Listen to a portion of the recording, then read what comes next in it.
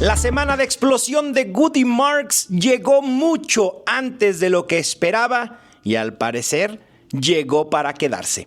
Bienvenidos al Estadio Fantasy Podcast, yo soy Mauricio Gutiérrez, analista de Fantasy Football. Vamos con las reacciones y waivers de esta semana. Primero hablemos de los Commanders. Sigue una rotación difícil de predecir entre sus running backs. Ninguno jugó más del 40% de snaps. Ja'Cory Krosky-Murray terminó siendo el líder en toques con solo 9, aunque hay que decirlo, Krosky-Murray estuvo en el reporte de lesionados durante la semana y es posible que haya estado limitado. Hablando de Goody Marks, es posible que se haya adueñado ya del rol principal en los Texans. Jugó en el 58.5% de snaps, que pudiera parecer bajo, pero tuvo un 58% de toques, terminó con 17 acarreos, 69 yardas y un touchdown, y además también 5 targets, 4 recepciones, 50 yardas recibidas y otro touchdown por aire. Goody Marks debe ser prioridad en waivers esta semana. En los Patriots no hubo cambios significativos en su rotación de running backs. Rhamondre Stevenson, a pesar de los problemas de fumbles, sigue siendo el corredor principal. Jugó en el 58.3% de snaps, tuvo 10 toques. TreVeyon Henderson solo jugó en el 29% de snaps y tuvo 9 toques. Este comité sigue siendo complicado de descifrar, aunque a futuro TreVeyon Henderson es el que más valor tiene. Travis Etienne ha sido una sorpresa, y no sé si llamarlo sorpresa, pero ha perfilado totalmente distinto a lo que creíamos. Para la semana 4, muchos pensábamos que Bashul Tuten tendría ya una utilización mucho mayor. Pero Travis Etienne, hoy por hoy, es la mejor pieza ofensiva de los Jaguars. Ha generado al menos 16.9 puntos fantasy en 3 de 4 semanas esta temporada. Omarion Hampton tuvo utilización élite en el primer juego después de lesión de Najee Harris. Jugó en el 87.5% de snaps, tuvo el 94% de los toques, 12 acarreos para 128 yardas, es decir, promedió más de 10 yardas por acarreo, un touchdown, también con buena utilización en el juego aéreo con 5 targets, 5 recepciones y 37 yardas recibidas. Me parece que podemos perfilar a Omarion Hampton como un top 12 el resto de la temporada. Después hablemos de Kenneth Gainwell, quien fungió como caballo de batalla sin Jaylen Warren. Quizá aquí presupuestábamos ligeramente un rol mayor de Caleb Johnson, pero es claro que Johnson está borrado por completo de los planes inmediatos en los Steelers. Kenneth Gainwell jugó en el 77.4% de snaps, tuvo el 81% de los toques y fue bastante productivo. 19 acarreos, 99 yardas, 2 touchdowns, 6 targets, 6 recepciones, 35 yardas recibidas. Este es el tipo de actuaciones que regularmente hace pensar a los coaches en utilizar más a determinado jugador.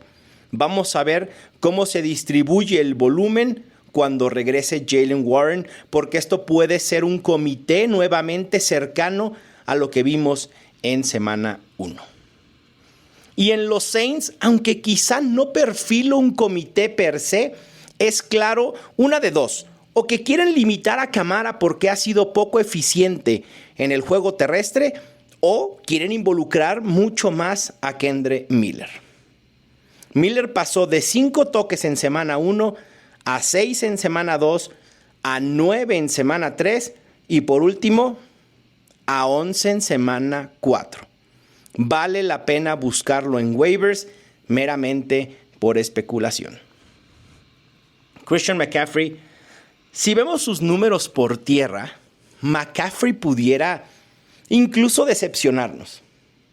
No ha superado las 70 yardas terrestres en ningún juego, pero aún así promedia 24 puntos fantasy por juego.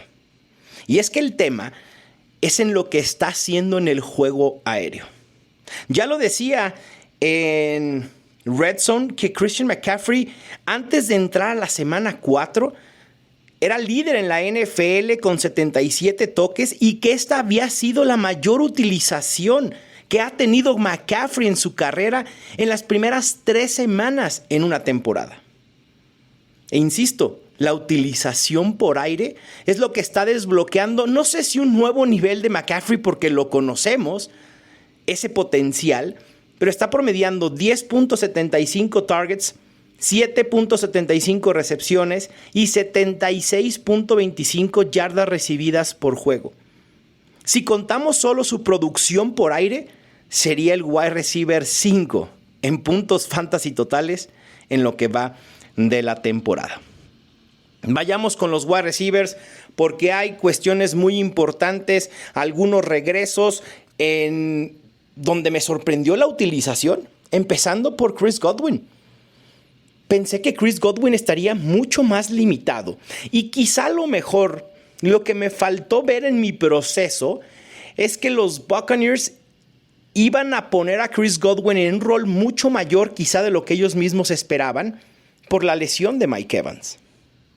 Chris Godwin fue segunda en snaps en el equipo con 80.9%, tercero en rutas recorridas, colíder en targets junto a Emeka Egbuka con 10%, recorrió ruta en un 91% de oportunidades, un 26% de target share, bastante alto, y 25% de targets por ruta recorrida.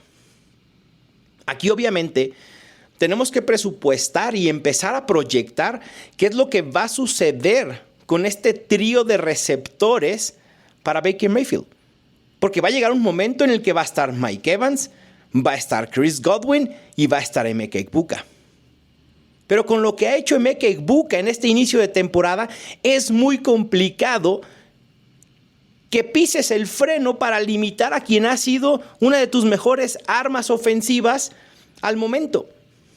Quizá Emeka Egbuka pueda convertirse en el wide receiver número 1 en los Buccaneers para el resto de la temporada. Después de su suspensión, Jordan Addison regresó y fue un factor de inmediato.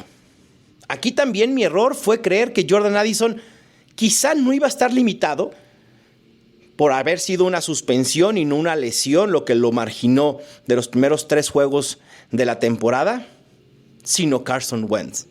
Pero Carson Wentz volvió a demostrar que puede hacer productivo a 1 o 2 receptores. Addison jugó en el 95.8% de snaps, 20% de targets, 15% de targets por ruta recorrida, 8 targets en total, 4 recepciones, 114 yardas recibidas. Lo que preocupa aquí es que Addison no va a ser tan productivo con tan pocas recepciones, que eventualmente Addison nos va a quedar a deber. Pero vale la pena considerarlo como un wide receiver 3 alto, un wide receiver 2 bajo, totalmente utilizable en el flex. Y por último, entre los regresos, Xavier Worthy. Él sí estuvo ligeramente limitado, aunque con esa limitante fue un factor importante en los Chiefs. Jugó en el 58.6% de snaps, 71% de rutas recorridas, 24% de targets, 27% de targets por ruta recorrida. Fue líder en los Chiefs en targets con 8, tuvo 5 recepciones, líder en los Chiefs en yardas recibidas con 83 y además fue líder en yardas terrestres, 38 yardas en solo 2 acarreos. Patrick Mahomes y Xavier Worthy han liderado este backfield entre comillas en semanas distintas. Pacheco y Kareem Hunt siguen preocupando demasiado. Vayamos por fin a quien apareció después de 3 semanas de ausencia, y no me refiero físicamente, sino en producción y en utilización, que fue Stefon Diggs. Tuvo su mejor juego con los Patriots y aunque con solo 62.5% de snaps, fue líder en rutas recorridas con 82%, en target share con un altísimo 41%, Líder en recepciones con 6 y en yardas recibidas con 101. Si bien esta utilización pudiera de alguna manera entusiasmarnos a futuro con Stefon Diggs y que quizá llegue ese estatus de wide receiver 2 bajo que perfilábamos al inicio de la temporada, a mí me gustaría ver una segunda semana con buena utilización de Diggs para comenzar a utilizarlo con confianza en nuestras alineaciones titulares. Vayamos a lo que sucedió en el juegazo de domingo por la noche, porque eso fue un duelazo entre los Packers y los Cowboys, aunque para muchos decepcionante al final por haber terminado en empate, pero al final de cuentas los empates son parte de la NFL, ni hablar. Pueden o no gustarnos, pero es parte de las reglas y es parte de lo que puede suceder en un juego. Vayamos con los Packers. Y aquí todavía no me atrevo a perfilar que exista un wide receiver principal o un wide receiver 1 en esta ofensiva. Romeo Doubs fue el líder entre receptores de Green Bay en rutas con 38, en targets con 8, en recepciones con 6, en yardas recibidas con 58 y obviamente en touchdowns con 3. Tuvo un 22% de target share. Pero me parece que la rotación de wide receivers va a continuar. Y esto priva de poder tener una opción clara en fantasy. Va a haber una semana en la que va a producir Romeo Doubs. Habrá otra semana en la que produzca Matthew Golden. Quizá haya otra semana en la que produzca Dontavion Wicks. Y quizá haya otra cuando regrese Jayden Reed donde él sea el productivo. Es bien difícil de predecir esta ofensiva aérea, pero vale la pena tener en nuestros equipos a Romeo Doubs, por supuesto, a Matthew Golden, hay que retenerlo, y a Jayden Reed a manera especulativa para ver cuándo regresa. Y por último, hablando de receptores, lo de George Pickens. Increíble, ¿eh? Su rol como wide receiver principal en los Cowboys en su primer juego sin CeeDee Lamb fue realmente espectacular, no solo en producción, sino también en utilización. Enfrentar a la defensa de los Packers, que no sé si en estos momentos podamos calificarla como sobrevalorada, al final de cuentas es un reto importante. Y George Pickens en los Steelers nunca pudo ser ese wide receiver alfa que quizás esperaba. Y por eso los Steelers decidieron ir con DK Metcalf y ceder a George Pickens a los Cowboys. Pero lo de George Pickens con Dak Prescott, 98% de rutas recorridas, casi un 30% de target share, 28% de targets por ruta recorrida, terminó con 11 targets en el juego, 8 recepciones, empatando su marca personal de más recepciones en un juego en su carrera, 134 yardas recibidas y 2 touchdowns.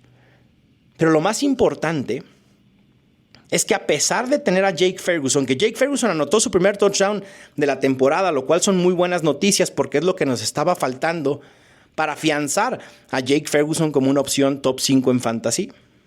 George Pickens tuvo el 67% de los targets de los Cowboys en zona de anotación. Es un porcentaje altísimo. Esperen muchos touchdowns de Pickens en la ausencia de CeeDee Lamb.